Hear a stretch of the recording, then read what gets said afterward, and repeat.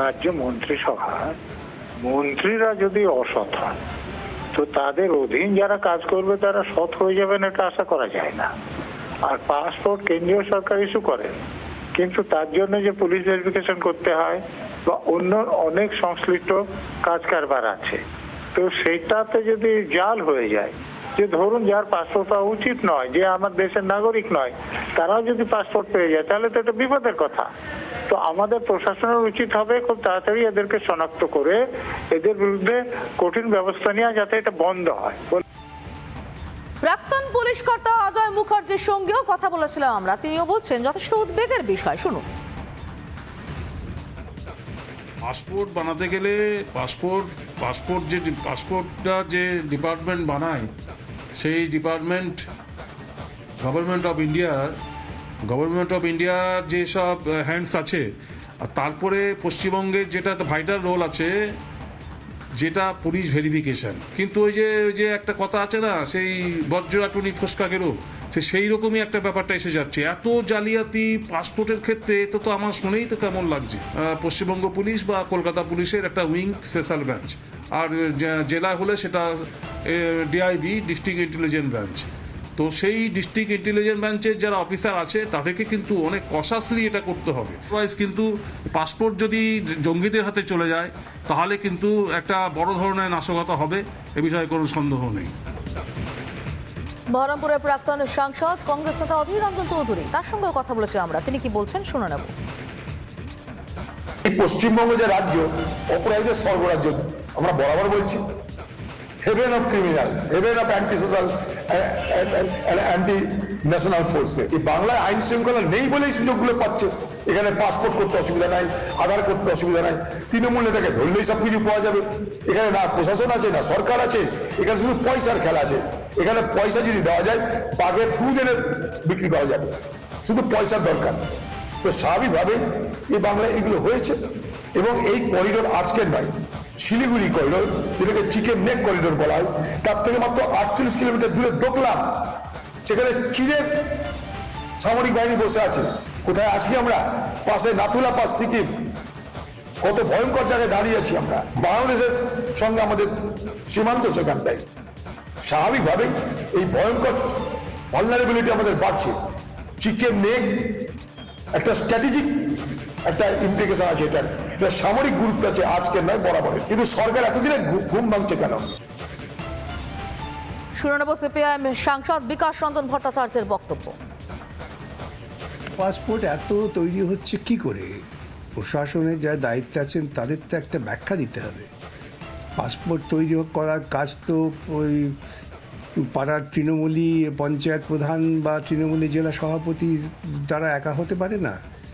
রাজ্য প্রশাসন এবং কেন্দ্রীয় প্রশাসন উভয়তই তারা কিন্তু যুক্ত। এবং আমি তো চাইবো এই ব্যাপারে কেন্দ্রীয় সরকারের উদ্যোগ নিয়ে, কারণ এর সঙ্গে দেশের পররাষ্ট্রনীতির ব্যাপারটা যুক্ত, সুরক্ষার প্রশ্নটা যুক্ত। তারা কেন স্বতঃপ্রণোদিত হয়ে একটা নির্দিষ্ট তদন্ত করছেন না? এইসব তদন্ত না করে বাজারে ছেড়ে দিয়ে গুজব, তাতে কোনো লাভ নেই। নির্দিষ্ট তথ্যের ভিত্তিতে তদন্ত করে চিহ্নিত করে তাদের বিরুদ্ধে ব্যবস্থা নিতে হবে। পাসপোর্ট তৈরি হওয়াটা খুব একটা সহজ ব্যাপার না। নিঃসন্দেহে এর সঙ্গে প্রশাসনিক উচ্চ মাথার যোগাযোগ আছে। বিজেপি নেতা রুদ্রনীল ঘোষ, তিনি কি বলছেন শুনে নেব। স্যারকে সিবিআই ধরতে এসেছিল এবং মুখ্যমন্ত্রী রাত জেগে রাস্তায় ধর্ণা দিয়েছিলেন। কেউ কেউ বলে পরিষ্কার বিভিন্ন স্ক্যামের লাল ডায়েরি মুখ্যমন্ত্রীকে কি করে বাঁচানো যায় সেই পরিকল্পনাকারী মানুষের নাম হচ্ছে রাজীব কুমার। তৃণমূল দলের মধ্যে কে কার সঙ্গে গোষ্ঠীকন্দল করছে, কে তৃণমূল অন্যায় করছে সেটাকে ভাল লাগছে না বলছে তাকে দল থেকে বার করার, এই বিভিন্ন ইনপুট দেওয়াতে তিনি ব্যস্ত। যে দক্ষ অফিসার রাজীব কুমার, যার পরিচয় পরিচিতি মানুষের কাছে এই রকম হয়ে গেছে, তো এই ধরনের মানুষ যে দলের সেবা করতে ব্যস্ত, তিনি জনগণের সেবা করার জন্য চাকরি পেয়েছেন, কিন্তু তিনি করছেন একটা দলের সেবা। আর যে দলটা চাই হচ্ছে যে কোনো মূল্যে রাজ্য দেশের সর্বনাশ করে ভোট লুট করো, তাই রাজীব কুমার ব্যক্তিগত স্বার্থে তিনি তার ডিগ্রিকে, মেধাকে অসম্মান করছেন। দেশকে যারা বিপন্ন করছে মনে হচ্ছে তো তিনি তাদের হাত শক্ত করে ফেলছেন এই উদাসীনতার মধ্যে।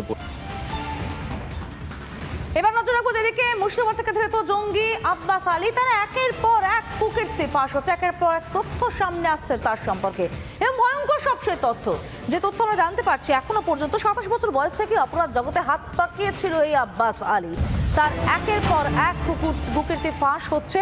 2017 সালে মহিলাকে অপহরণের নাম জড়ায় 21শে মে পুলিশের হাতে গ্রেফতার হয়। অসুস্থতার অজুহাতে 2018 সালে মুর্শিদাবাদ মেডিকেলে ভর্তি হয়, সেখান থেকে পালানোর চেষ্টা করে ধরাও পড়ে। কয়েক বছর জেল খেটে জঙ্গি সংগঠনের সঙ্গে হাত মেলায় আব্বাস। স্লিপার সেলের হয়ে কাজ করত, স্থানীয় যুবকদের অস্ত্র প্রশিক্ষণ দিত আব্বাস। আব্বাসের বাড়ি থেকে পাওয়া গিয়েছে পাসপোর্টও।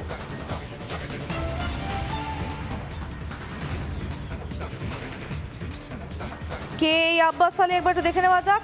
আব্বাস আলী সম্পর্কে যা জানতে পারা যাচ্ছে, হরিহর পাড়ার বাসিন্দা আব্বাস জেএমবি জঙ্গি সংগঠনের সঙ্গে যুক্ত, নারী অপহরণেও যুক্ত এই আব্বাস আলী। 2017 সালে মহিলাকে অপহরণ করে, 2017-ই 21শে মে গ্রেফতার করা হয় তাকে। 2018-তে পালানোর চেষ্টা করে, যদিও সফল হয়নি, পাকড়াও করা হয় তাকে। জেল থেকে বেরিয়ে পরে জঙ্গি সংগঠনে যোগ দেয়।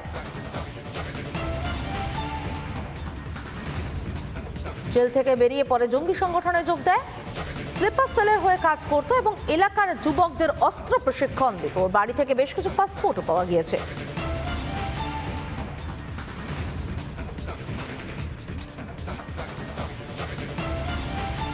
আব্বাস আলীর দিদির সঙ্গে কথা বলেছিলাম আমরা, তারা কি বলছে, তারা কি জানতো আব্বাস আলী এত কিছুর সঙ্গে জড়িত? শুনুন। আমার ভাই কোনো জালিয়াতি বা কোনো অন্যায় ব্যবসায় নাই, জড়িত নাই। আমরা আমার ভাইকে, আমরা বাড়ির ফ্যামিলি সবাই জানি, মিথ্যা অভিযোগ দিয়ে আমার ভাইকে এরকমভাবে একটা ফাঁসিয়েছে। ফাঁসিয়ে দেওয়া হয়েছে ভাইকে বলছে আব্বাস আলীর দিদি, কিন্তু আব্বাস আলীর নাম অপরাধ জগতের সঙ্গে 2017 সাল থেকে জড়িত, এবং পরে যখন ছাড়া পায় জেল থেকে তারপর জঙ্গি সংগঠনে যোগ দেয়। এলাকার যুবকদের অস্ত্র প্রশিক্ষণ দিত, স্লিপার সেলার হয়েও কাজ করত। মুর্শিদাবাদের হরিহরপাড়া থেকে ধৃত জঙ্গি আব্বাস আলীর আরো কুকীর্তির পর্দাফাঁস। গোয়েন্দা সূত্রে জানা গিয়েছে যে এই যে আব্বাস আলী, সে কিন্তু শুধু যে জঙ্গি সংগঠনের কাজ করতো এমনটা কিন্তু নয়। 2017 সালের একটি হরিহরপাড়ারই বহরান গ্রামের এক মহিলাকে অপহরণের ঘটনা ঘটে, এবং সেই ঘটনাতে মূল অভিযুক্ত হিসেবে নাম ছিল এই আব্বাস আলীর। 2017 সালের 21শে মে হরিহরপাড়া থেকে এই আব্বাস আলীকে গ্রেফতার করে পুলিশ, এবং তারপরে তো জেল হয়। যেটা পুলিশ সূত্রে জানা যাচ্ছে যে জেলে থাকাকালীন অসুস্থতা হওয়ার ভান করে সে মুর্শিদাবাদ মেডিকেল কলেজ হাসপাতালে ভর্তি হয়, এবং সেখান থেকে সে পালিয়ে যাওয়ার চেষ্টা করে। লফুল কাস্টডি থেকে পালিয়ে যাওয়ার যে ধারা রয়েছে, সেই ধারাতেও তার বিরুদ্ধে কিন্তু মামলা হয়েছিল, এমনটা পুলিশ সূত্রে আমরা জানতে পারছি। এরপরে বেশ কয়েক বছর জেল খাটার পর তার জেল মুক্তি হয়, এবং জেএমবি জঙ্গি সংগঠন আনসারুল্লাহ বাংলার যে একেবারে স্লিপার সেল হিসেবে সে কিন্তু কাজ করতে শুরু করে। স্বাভাবিকভাবে এলাকার যারা যুবক রয়েছে তাদেরকে অস্ত্র প্রশিক্ষণ দেওয়াও কিন্তু ছিল এই আব্বাস আলীর মূলত কাজ। মুর্শিদাবাদ থেকে ক্যামেরায় অপূর্ব চৌধুরীর সঙ্গে ইন্দ্রাশিস পাচ্ছি, রিপাবলিক বাংলা। আব্বাস আলী অস্ত্র প্রশিক্ষণ দিত যুবকদেরকে এবং স্লিপার সেলের হয়ে কাজ করত, জঙ্গিদের সংগঠনের সঙ্গে যুক্ত। সেই সংগঠনে কাজ করার জন্যই অস্ত্র প্রশিক্ষণের কাজ করত এই আব্বাস আলী। এডিজি দক্ষিণবঙ্গ সুপ্রতিম সরকার, তিনি কি বলছেন শুনে নেব। প্রাথমিক যেটুকু জানা গেছে, এদের উদ্দেশ্য ছিল অস্ত্র জোগাড় করা, যেটা বললাম স্থানীয় যুবকদের উদ্বুদ্ধ করে সংগঠনের টানা, এবং চিকেন স্নেক যেটা সেই অংশটিতে তাদের নাশকতামূলক কাজকর্মের ভারত বিরোধী কার্যকলাপে আরো বেশি সক্রিয় হয়ে ওঠা। প্রাক্তন পুলিশ কর্তা অরিন্দম আচার্য, তিনি কি বলছেন শুনে নেব। এগুলো একমাত্র কারণ হচ্ছে কি বেকার। আপনি দেখবেন এই কিছুদিন আগে আনন্দপুর থানা এলাকায় একটা স্কুলের মধ্যে এক গাদা ওখানে বাংলাদেশে ধরা পড়লেই আমাদের স্টেট পুলিশই ধরেছে, কিন্তু এখানে আপনি শুধু মালদা মুর্শিদাবাদ বললে হবে না। আপনি নদিয়া বলুন, আপনি বীরভূম বলুন, আপনি নর্থ 24 পরগনা বলুন, সাউথ 24 পরগনা বলুন, আপনি ক্যালকাটা বলুন, কোন জায়গাটা বাদ দেবেন? ক্যান্সার মতো ছড়িয়ে গেছে। আপনি জেএমইউ, জেএমবি থেকে শুরু করে আজকে একদম স্পষ্ট they has got good link with Lashkar-e-Taiba, ISI, IS, এদের সাথে একদম যুক্ত। কেন? তারা কোটি কোটি টাকা দিচ্ছে। প্রাক্তন সেনা কর্তা কর্নেল সব্যসাচী বাগচি, তার সঙ্গে কথা বলেছিলাম আমরা, শুনে নেব তিনি কি বলছেন।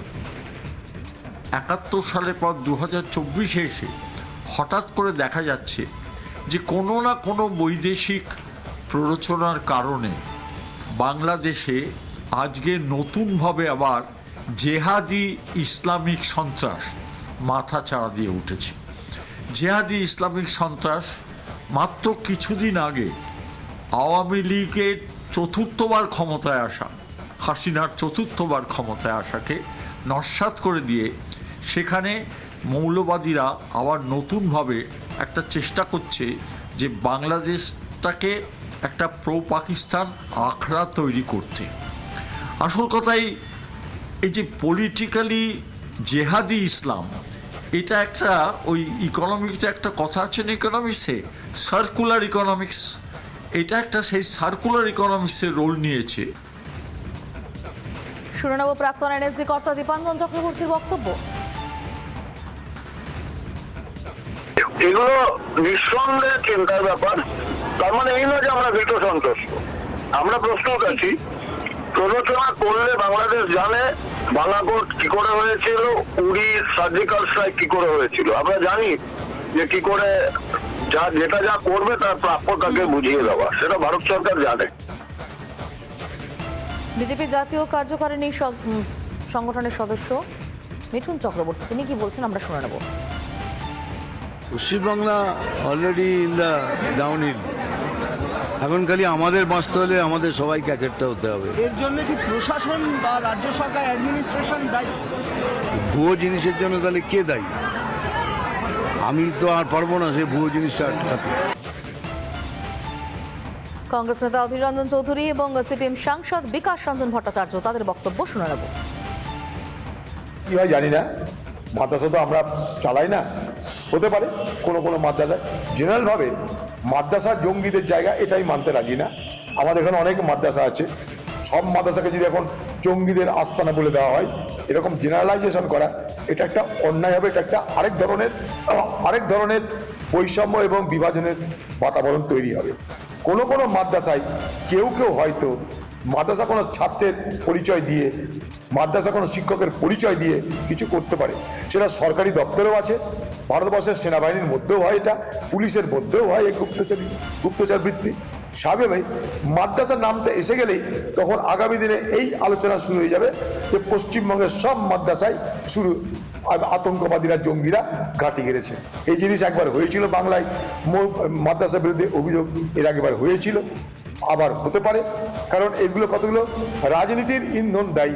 ফলে আমাদের সতর্ক থাকতে হবে। তো যেটা হচ্ছে বাংলাদেশের পক্ষে, সেটা মোটেই বাংলাদেশের গণতান্ত্রিক মানুষের পক্ষে, ভারতবর্ষের গণতান্ত্রিক মানুষের পক্ষে খুব সুখদায়ক নয়।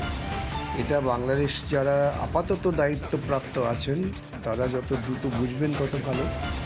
কিন্তু আরেকটা ইতিবাচক দিক হচ্ছে বাংলাদেশের ভেতরে বিভিন্ন যারা খবরাখবর রাখেন, দেখবেন যে একটা পাল্টা প্রতিবাদী শক্তি কিন্তু আবার নতুন করে উঠে আসছে, যারা ধর্মনিরপেক্ষতার উপরেই জোর দিয়ে বাংলার প্রশাসন চালাবার কথা বলছেন। সেই শক্তিটাকে আমরা মদত দিতে পারলেই তাড়াতাড়ি সুস্থিতি ফিরে আসবে। নানা ধরনের কন্টেন্ট দেখার জন্য লাইক করুন, শেয়ার করুন আমাদের ফেসবুক পেজ, সাবস্ক্রাইব করুন আমাদের ইউটিউব চ্যানেল।